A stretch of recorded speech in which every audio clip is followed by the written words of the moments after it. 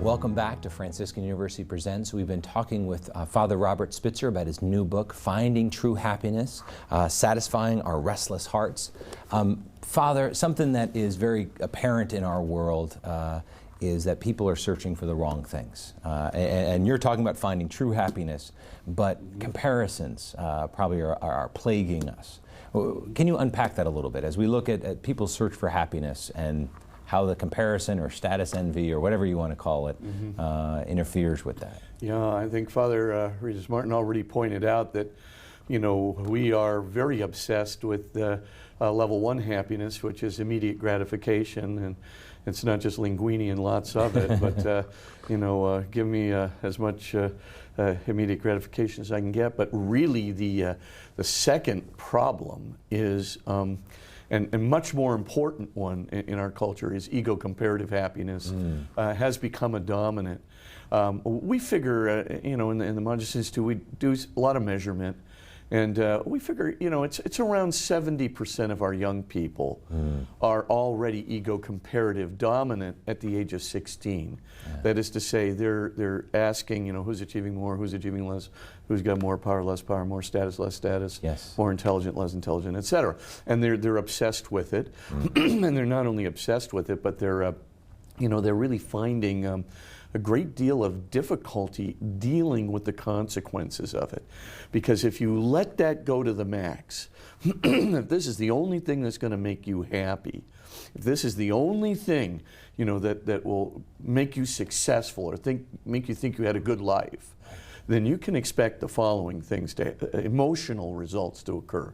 Number one, you're going to feel jealousy. You're going to feel definitely fear of failure. Fear of loss of esteem. I mean, sweating bullets at night. Some of these kids can't even take, you know, an exam, you know, a standardized exam. They're so nervous that a kid with a 160 IQ is winding up with a lousy score because they think, you know, the SAT is like definitional, self-definition. And I mean, it's not just that. I mean, it's a variety of other things.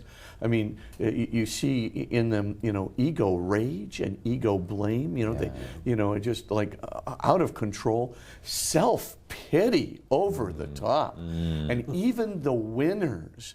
The winners can't find happiness because, of course, you cannot make a mistake in public. You cannot essentially, you know, I remember once I pronounced the word in the 12th grade. I was giving a talk in my physics class. I pronounced the word spectroscopy as spectroscopy. And this kid comes up to me afterwards and goes, Spencer, that word spectroscopy, you pronounced it spectroscopy 3 times, and now everybody believes you're a consummate idiot. And of course, you know, most of our listeners don't know either. Yeah, well, it's just a word for basically a test to find out what elements are present. But the main thing, though, is that, you know, I went home, played that tape in my mind 100 times. I couldn't go to sleep. I even had started to have suicidal feelings. I kid you not. Oh my goodness! You know, and because I just thought my life is over. You know, that's how much ego-comparative happiness can get to kids, and it's not just kids. It can get to adults. I mean, you could be the top surgeon in your place, the top professor. You know, don't make a mistake. You know, I mean, whatever you do, don't plateau. Because your meaning in life will be over. So you've got this huge, range of emotions, you know, ego-comparative emotions, jealousy, fear of failure, definitely fear of loss of esteem, ego sensitivities, ego rage, ego blame, self-pity, and inferiority, superiority, and a variety of other things. And you wonder why the suicide rate is so high among our young people. They're being tormented. You know, just to be flippant for a moment, I think the suicide rate, if it weren't so high, would probably edge up the murder rate, because people like that are impossible to live with. I mean, it awakens a kind of murderous rage against that kind of massive egomania.